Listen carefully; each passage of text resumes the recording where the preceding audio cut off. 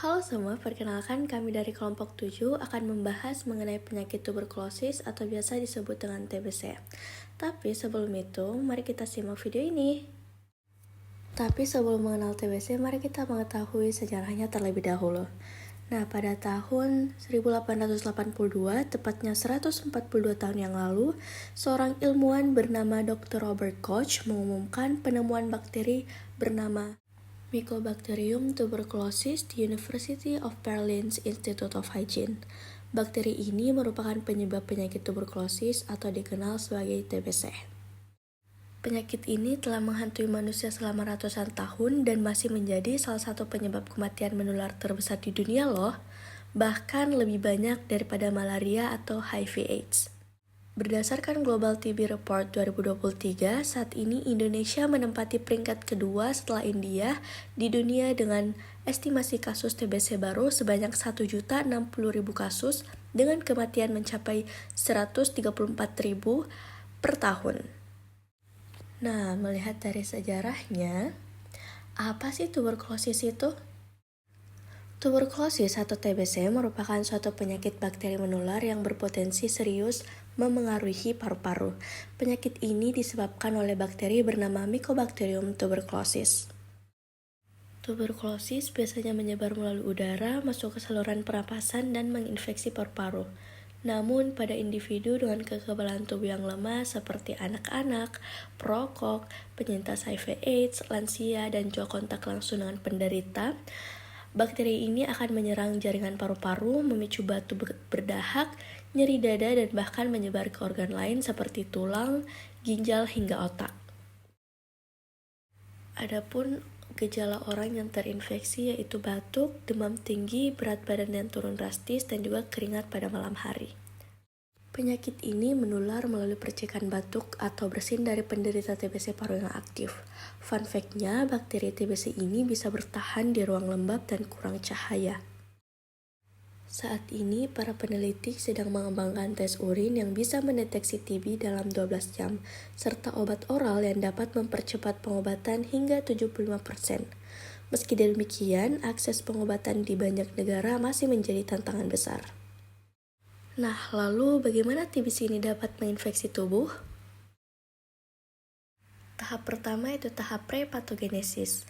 Tahap ini merupakan masa awal di mana tubuh belum menunjukkan gejala, tetapi kuman TB sudah ada dan berinteraksi dengan tubuh.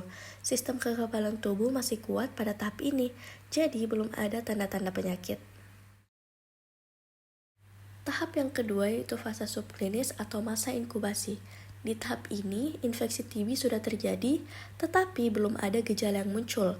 Kuman TB bisa menular melalui udara ketika orang yang terinfeksi batuk atau bersin.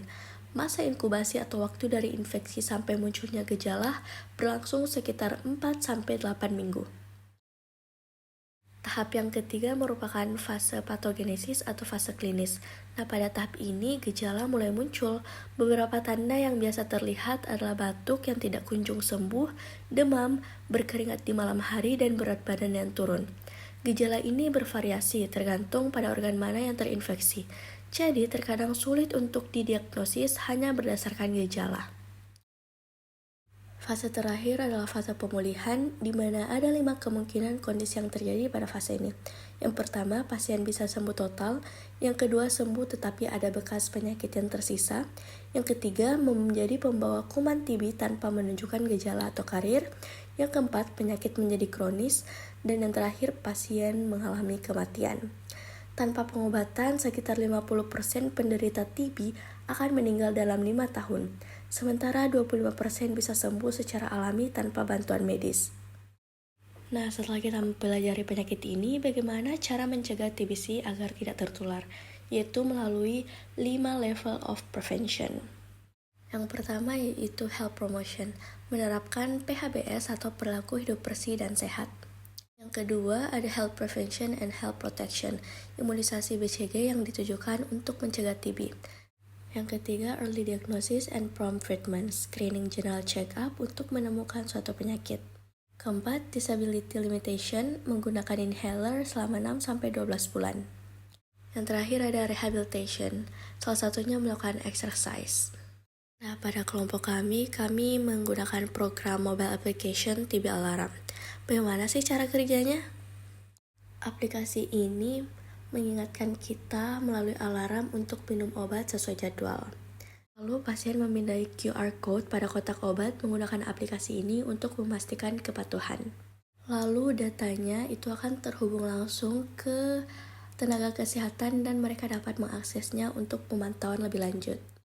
Baik, berakhirlah penjelasan dari video ini. Sekian dari kami kelompok 7. Terima kasih sudah menyimak. Bye-bye.